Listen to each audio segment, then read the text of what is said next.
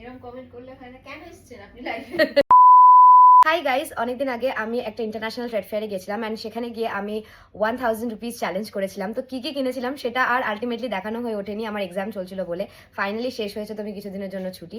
So let's do a quick haul of what I've got from that international trade fair. International trade fair থেকে এই সুন্দর সুন্দর কিছু চুড়ি কিনেছিলাম, আমি এক এক করে দেখিয়ে দিচ্ছি। এইটা কিনেছিলাম and it costed me around, কত পড়েছিল মা এটা? 100 রুপিস না, এটা 100 টাকা নিয়েছিল অ্যান্ড খুব সুন্দর দেখতে পাই দেয়। এটা কারণ এটা ইন্ডো ওয়েস্টার্ন লুকের সাথে খুব সুন্দর যাবে অ্যান্ড এটা 50 রুপিস পড়েছে। নিয়েছিলাম এই চুড়িটা একটু ডিফারেন্ট, দাঁড়ান তোমাকে খুলে দেখাই। আমি এরকম ন্যাচারালি এর আগে কোনো সময় পরিনি।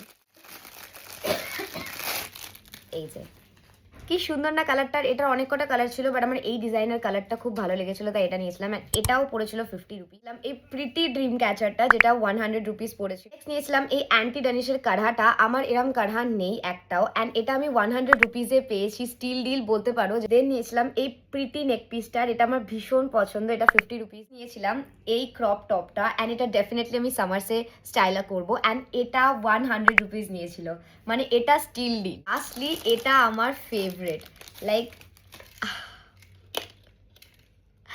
এইটা আমি নিয়েছিলাম, এটা পড়েছিল 450, 500 বলছিল বাট এটা কিছুতেই কমাচ্ছিল না, তো ফাইনালি 450 বলেছিল অ্যান্ড এটা এত দিনের শখ ছিল আমার নেয়ার। সো ফাইনালি আমি এটা নিয়ে নিয়েছিলাম। Look so pretty, can't wait to style this.